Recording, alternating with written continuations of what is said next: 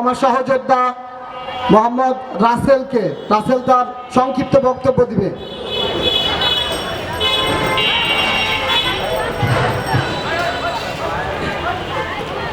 সম্মানিত অতিথিবৃন্দ, প্রিয় সংগঠনের সদস্যবৃন্দ এবং এখানে উপস্থিত সর্বস্তরের নির্বিশেষে সকলে উপস্থিত যারা হয়েছেন আমাদের আমন্ত্রণে, সকলকে আমি জানাচ্ছি শুভেচ্ছা এবং আমার সালাম। আসসালামু আলাইকুম।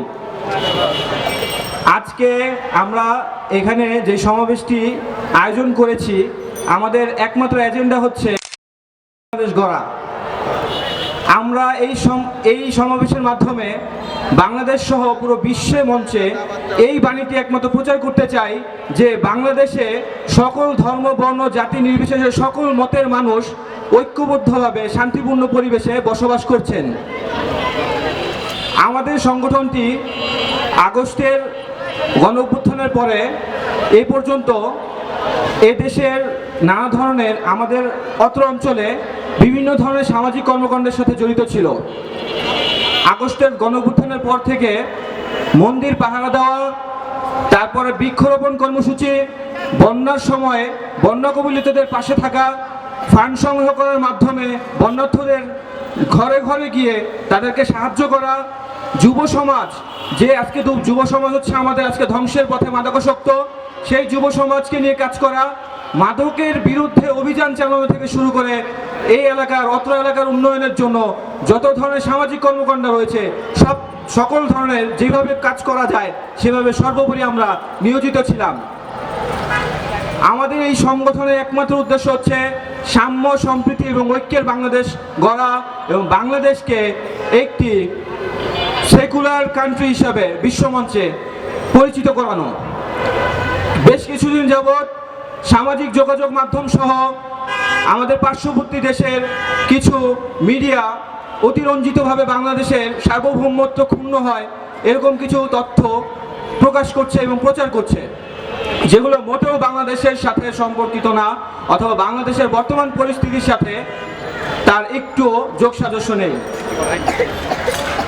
আজকে ভারতীয় কিছু মিডিয়া বলা হচ্ছে বাংলাদেশের সংখ্যালঘু হিন্দু, বৌদ্ধ এবং খ্রিস্টান তাদের উপর হচ্ছে নানাভাবে মুসলমানরা চড়া হচ্ছে, মন্দির ভাঙা হচ্ছে, গির্জা আক্রমণ করা হচ্ছে।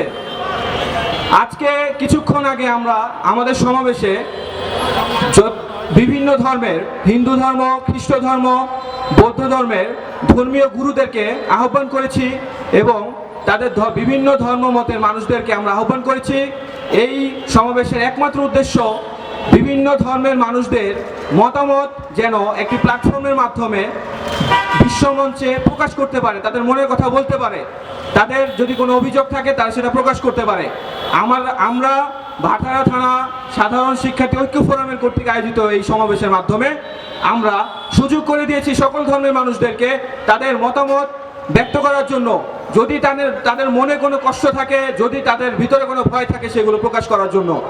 ইতিমধ্যেই আমাদের পার্শ্ববর্তী মন্দির, আমাদের অত্র এলাকার সবচেয়ে বড় মন্দির কালী মন্দির, সেখানকার প্রতিষ্ঠাতা বা অধ্যক্ষ যিনি সর্বোচ্চ পর্যায়ে যিনি আছে ধর্মীয় গুরু, তিনি বক্তব্য রেখে গেছেন এবং তিনি তার বিগত জীবনের এক্সপিরিয়েন্স থেকে কিছু কথা বলে গেছেন। মুক্তিযুদ্ধের সময় থেকে শুরু করে তিনি বর্তমান সময় পর্যন্ত তিনি বিভিন্ন অজানা তথ্য আমাদের মাঝে প্রকাশ করে গেছে, যেগুলো সবার জানার দরকার ছিল। আজকের এই সমাবেশের একমাত্র উদ্দেশ্য হচ্ছে যেই তথ্যগুলো ভারতীয় মিডিয়া জানে না, যেই তথ্যগুলো বিশ্ব মঞ্চের মানুষজন জানে না, সেই তথ্যগুলোই আপনাদের সামনে এবং আন্তর্জাতিক মহলে পরিচয় করিয়ে দেওয়া এবং তাদেরকে জানানো যে আমাদের দেশ বাংলাদেশ, এই দেশে ধর্ম নিয়ে রাজনীতি চলে না, এই দেশে ধর্ম নিয়ে ব্যবসা চলে না, এই দেশে ধর্ম নিয়ে মারামারি, হানাহানি, হিংসা, বিদ্বেষ কিচ্ছু চলে না। এই দেশে হিন্দু ধর্ম, বৌদ্ধ সকল ধর্মের মানুষ নির্বিঘ্নে তাদের ধর্ম পালন করে যাচ্ছে, তারা সমান অধিকার নিয়ে বসবাস করছে, শান্তিপূর্ণ এক পরিবেশের মধ্যে আমরা সবাই বসবাস করছি। আমরা আরো একটা বিষয় নিয়ে আমি কথা বলতে চাই। এখানে বর্তমান সময়ে আমাদের হাতে মুঠোফোন রয়েছে, স্বল্প খরচে হচ্ছে আমরা ইন্টারনেটের মাধ্যমে সহজে ব্রাউজিং করে বিভিন্ন প্ল্যাটফর্মে বিভিন্ন নিউজ আমরা পাই, যেই নিউজগুলো 99% থাকে মিথ্যা। আপনাদের কাছে আমার এই আহ্বান থাকবে যে যখনই কোনো নিউজ আমাদের হাতে আসবে, যখনই কোনো নিউজ আমরা দেখব, সাথে সাথে আমরা সেটা সত্যতা যাচাই না করে যেন সেটা প্রচার না করি।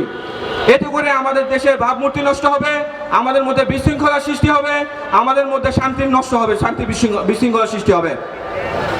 বর্তমান সময়ে আমাদের সকলের উচিত এই ইন্টারনেট মিডিয়া অথবা ব্রাউজিং কমিউনিটিকে সুন্দরভাবে এবং সুষ্ঠুভাবে ব্যবহার করা। সকলের কাছে আহ্বান থাকবে, শুধুমাত্র মেইন স্ট্রিম মিডিয়া, এখন আর সেই হলুদ মিডিয়া নেই। এখন আর সেই হলুদ মিডিয়া তাদের বানোয়ার তথ্য বা তাদেরকে চাপ প্রয়োগ করে যেই তথ্য প্রকাশ করা হতো, প্রচার করার জন্য বাধ্য করা হতো, সেগুলো তারা প্রচার করছে না। তারা সকল শ্রেণীর মানুষের, সকল ধর্মের এবং সকল বর্ণের মানুষদের উপর যদি অত্যাচার হয়ে থাকে, তারা যেই তথ্য প্রচার করবেন আমরা সেই তথ্যটাই শুনবো এবং মেইন স্ট্রিম মিডিয়াগুলোকে ফলো করব। ফেসবুকের মাধ্যমে, ইউটিউবের মাধ্যমে যারা ভিউ পাওয়ার জন্য অথবা দুষ্কৃতিকারী যারা আছে তাদের তথ্যগুলোকে আমরা প্রাধান্য দিব না। আমরা চাই ঐক্যের বাংলাদেশ, আমরা চাই সম্প্রীতির বাংলাদেশ, আমরা চাই সাম্যের বাংলাদেশ। এই তরুণ প্রজন্ম আজকে যেই বিজয় অর্জন করেছে, আগস্টের বিজয়, সেই বিজয়ের পরে আশা করি এদেশে ধর্ম নিয়ে বাড়াবাড়ি, বিভেদ, হিংসা, প্রতিহিংসা, মারামারি, হানাহানি কিচ্ছু থাকবে না। আমরা ঐক্যের বাংলাদেশ গড়ব। যদি আমাদের সংখ্যালঘুদের উপর আক্রমণ হয়, আমরাই নিজেদের বুক পেতে দিয়ে তাদের সহযোগিতায় এগিয়ে যাব। যারা অপশক্তি আসবে, তাদের উপর আক্রমণ চালাবে, তাদের সাথে, তাদের বিরুদ্ধে আমরা যুদ্ধ করব, যুদ্ধ ঘোষণা করব।